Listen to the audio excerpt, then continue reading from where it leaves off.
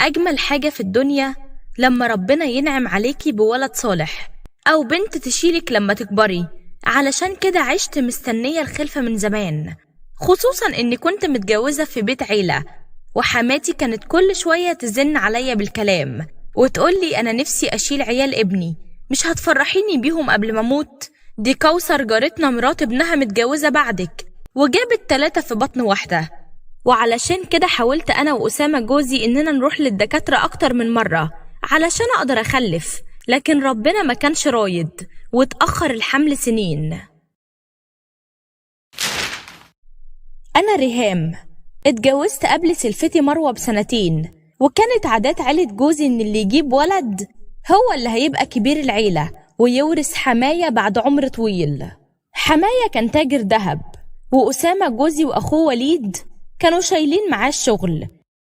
وفي يوم سمعت زغاريت جاية من شقة حماتي وحماية، ونزلت أنا وأسامة وما كناش عارفين في إيه، لحد ما قالولنا إن مروة حامل وكلها 7 شهور وتجيب أول حفيد للعيلة. حماتي كانت طايرة من الفرحة، خصوصا إن مروة تبقى بنت أختها.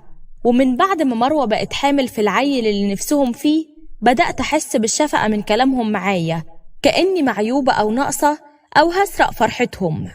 لكن يشاء ربنا إن بعد يومين بس أتعب وأدوخ وأنا واقفة بطبخ للعيلة، ولما يجيبولي الدكتور يقول لهم إني حامل في الشهر الثالث. كل العيلة كانت فرحانة علشاني أنا وأسامة، إلا مروة اللي كانت حاسة إن دلوقتي مفيش حد أحسن من حد. ولما أسامة جوزي حب يريحني قال لي ما تعمليش أي حاجة في البيت، وأنا هجيبلك ست تساعدك وتقوم بكل طلبات البيت. غيرة مروة بانت، وكنت بلاحظ نار في قلبها ومدرياها، وخاصة بعد ما كنت هفضل شايلاها وشايلة البيت لحد ما تولد. دلوقتي بقى زيها. بعد 4 شهور الدكتورة اللي بتابع معاها بشرتني وقالت لي إن هجيب ولد. كانت فرحتي مش سايعاني، وقررت أفرح الكل معايا. ولما جه ميعاد كشف مروة قالت إنها هي كمان هتجيب ولد، وساعتها الفرحة بقت فرحتين، والكل بقى منتظر اللحظة اللي ينور فيها أول حفيد للعيلة. عدت 9 شهور، والصدفة كانت تعبي أنا ومروة في يوم واحد، وإحنا الاتنين دخلنا نفس المستشفى وولدنا في نفس الوقت. بعد ما فقت لقيت أسامة جوزي جنبي بيقول لي مبروك يا حبيبتي، جبنا بنوتة زي القمر. استغربت، أنا ما يفرقش معايا ولد ولا بنت، بس إزاي الدكتورة تغلط غلطة زي دي؟ أخدت البنت في حضني وقررت أسميها دنيا.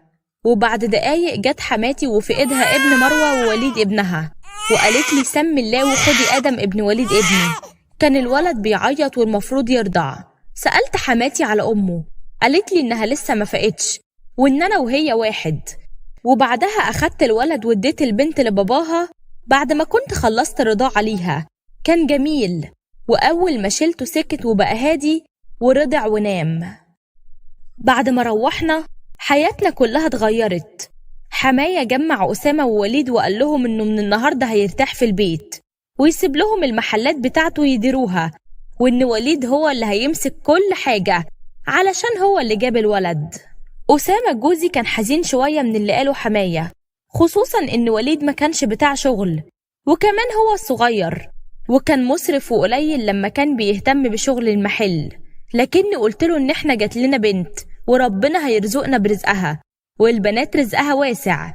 ضحك وقال لي الحمد لله، وأنا كمان هحاول أشوف شغل خاص بيا، ونبهني معرفش حد، علشان من أول يوم وأنا كان نفسي نعيش لوحدنا وتبقى حياتنا مستقلة عن بيت العيلة.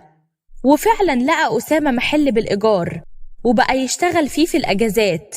وعدت السنين وحماية توفاه الله، واللي كان جوزي خايف منه حصل.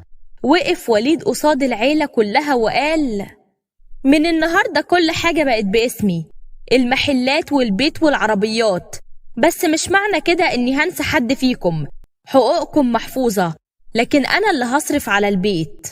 وبعدها بص لأسامة وقال له وانت يا أخويا أنا هكفي بيتك بما يرضي الله.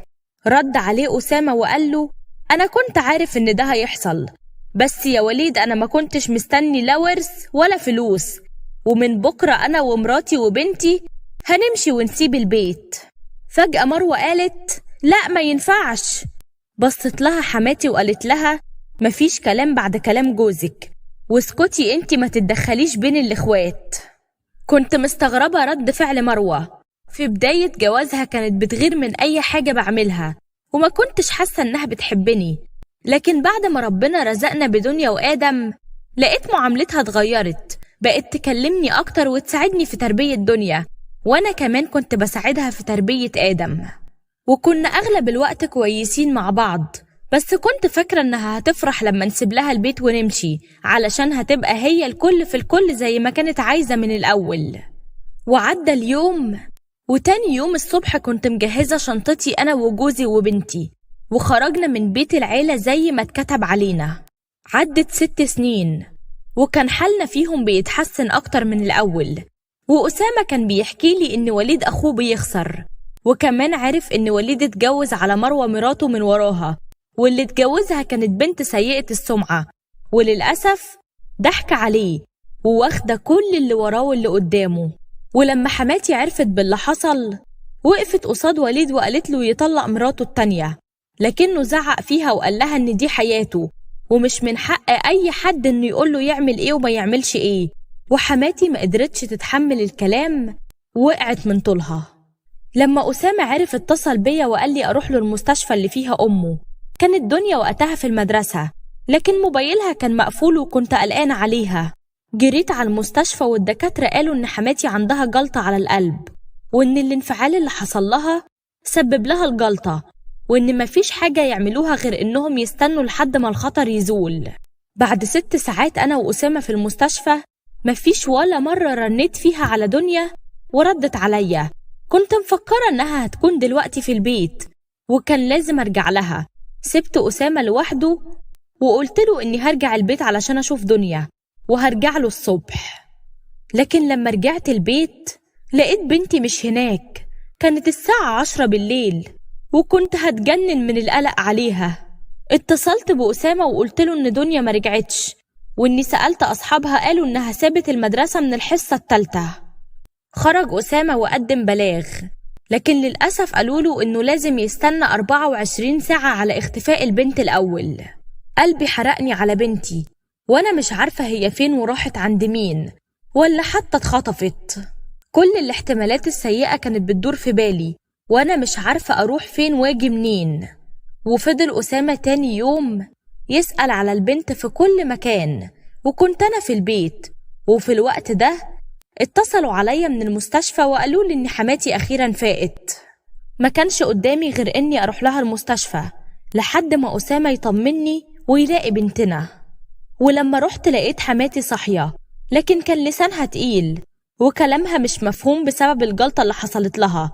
ولما قربت منها فسرت كلامها وهي بتقول خلفتي ولد يوم الولادة ابنك. وقبل ما تكمل الجملة بدأت الأجهزة تصفر وراحت حماتي للي خلقها. ناديت للدكاترة لكن ما كانش فيه أمل وتوفت حماتي. لكن الجملة اللي قالتها لي ما كانتش بتفارق خيالي لحظة واحدة. كلمت أسامة وما كانش لقى بنتنا لحد دلوقت. ما كانش ينفع أقوله خبر وفاة أمه على التليفون. سألته وقلت له أنت فين؟ قال لي إنه مستني آدم علشان يسأله لو كان شاف دنيا وهو معاها في المدرسة وممكن يعرف إيه اللي حصل. ساعتها جسمي أشعر وافتكرت كل حاجة حصلت من يوم ما ولدت، لما آدم سكت معايا ومعاملة مروة اللي اتغيرت معايا وحبها الشديد لدنيا. كان الشك اللي جوايا بيقولي إن آدم هو ابني، وإن الدكتورة ما غلطتش لما قالت لي إني هخلف ولد. قلت لأسامة إني هجيله على المدرسة، وفعلا رحت. ولما وصلت لقيت أسامة بعتلي رسالة بيقولي إنه راح مع آدم لبيت مروة بنت خالته. لما حاولت أتصل بيه لقيت موبايله اتقفل، وساعتها ما كنتش عارفة أروح فين. اتصلت بوليد وقلت له إن أمه ماتت. فضل يبكي وقال لي إنه هيروح المستشفى ويخلص كل الإجراءات. سألت وليد عن مروة، قال لي إنها سابت البيت ورجعت لبيت أهلها، وساعتها رحت هناك عند بيت مروة القديم. ولما وصلت لقيت دنيا بنتي وآدم وأسامة جوزي ومروة قاعدين. ولما جريت على دنيا وحضنتها وقلت لها كنت فين وأنا متعصبة، لقيتها بتقولي انتي مش ماما. بصيت لأسامة وقلت له يعني ايه اللي بيحصل هنا؟ وايه معنى الكلام اللي امك قالته ليا قبل ما تموت؟ ساعتها أسامة بصلي بحسرة وسابني ومشي. حاولت اخد دنيا وامشي، لكن مروة شالت ايدي وقالت لي انتي ما سمعتهاش؟ مش قالت لك انتي مش امها؟ قلت لها يعني ايه؟ قالت لي يعني دنيا مش بنتك انتي، دنيا تبقى بنتي. ساعتها قعدت وانا مصدومة. قلت لها طب آدم يبقى ابني صح؟ انا كنت حاسة انه ابني، كنت حاسة انكم ضحكتوا عليا. حماتي كانت بتحبك انتي اكتر ما بتحبني علشان هي تبقى خالتك، وقالت طبعا انك انتي ووليد اولى بالورث والثروة مني علشان انا غريبة ومش منكم. بدأت اتجنن وانا بفسر كل اللي حصل، واخدت آدم في حضني وقلت له انا كنت حاسة طول الوقت انك ابني، حتى لما شلتك اول ما اتولدت سكت معايا لاني امك. لكن ما حسيتش بنفسي غير وانا بقع على الارض بعدها. ولما فقت كنت في البيت عندي، كان أسامة لسه راجع من بره بعد ما دفن امه هو ووليد اخوه. قبل ما اتكلم معاه قال لي انا عايز اقولك حاجة ويا ريت نتكلم مع بعض بهدوء. وبعدها كمل كلامه وقال لي انا ما كنتش اعرف اي حاجة عن اللي حصل، معرفش اللي امي عملته غير من كام يوم بس. لما كانت امي في المستشفى بين الحياة والموت اعترفت لي بكل حاجة، لما قلت لها انا عارف انك بتحبي وليد اكتر مني وكنت دايما بتفضليه عليا في كل حاجة. قالت لي انت ما تعرفش حاجة، انا عملت علشانك اللي انت ما تتصوروش. ولما سألتها ايه اللي هي عملته علشاني قالت لي ان يوم ما كنتي بتولدي ولدتي فعلا ولد، لكنه اتولد ميت. وفي نفس الوقت مروة مرات اخويا وليد ولدت توأم ولد وبنت. وساعتها امي غصبت عليها انها تقول انك خلفتي بنت وما تجيبش سيرة ابننا اللي مات. ومروة ما قدرتش تعترض على كلام امي لانها اقنعتها ان البنت هتتربى معاها في نفس بيت العيلة، وانها هتكبر قدام عينيها ومش هتبعد عنها. وكمان امي وعدتها انها هتبقى ست الدار والورث كله هيبقى من نصيبها لو وافقت على شرط امي. وعلشان كده مروة كانت متعلقة بدنيا بزيادة. لكن لما قررنا نسيب البيت مروة بقت تعمل مشاكل كتير علشان تقدر ترجع البنت لحضنها وتربيها مع أخوها. ولما الولاد كبروا وبقوا في المدرسة سوا لاحظت مروة إن آدم بيتكلم عن دنيا كتير وإنه فاكر إنها بنت عمه، فخافت من اللي هيحصل بعد كده وقالت لحماتها إن ده آخر يوم هتخبي فيه السر. بعدها راحت مروة المدرسة وأخدت دنيا وفضلت تحكي لها على اللي حصل كله. ولما دنيا ما صدقتش مروة قالت لها إن عندها وحمة في وشها ورثتها عن مروة. ولما دنيا شافت نفس الوحمة عند مروة في نفس المكان اتأكدت إنها أمها الحقيقية. كنت بسمع كلام أسامة وأنا مش مصدقة نفسي، بس لما صممت أتأكد من الوهم الجميل اللي أنا كنت عايشاه وعملنا تحاليل DNA وطلع فعلا كل كلام أسامة صح. طول الوقت كنت فاكرة إن دنيا هي بنتي، وبعد اللي قالته حماتي شكيت في إن آدم هو اللي ابني. وعلشان طمع وليد ومروة في الميراث بدلوا الأولاد مع بعض، وكل ظنوني دي تطلع أوهام وغلط في غلط، وابني أنا هو اللي مات. ساعتها أسامة طبطب عليا وصبرني وقال لي تعرفي يا ريهام إن ابننا ده سبقنا على الجنة؟ طب تعرفي إنه هيكون شفيع ليا وليكي يوم القيامة؟ وعلى قد ما كنت مصدومة وحزينة بسبب اللي حصل في ابني اللي ما شفتوش ولا لحقت أحضنه، على قد ما كلام أسامة صبرني وفرحني قوي وعرفني إن السعادة الحقيقية ممكن ما تكونش في الدنيا. أكيد ربنا ليه حكمة من كده إنه يعوضني بفرحة كبيرة في الآخرة.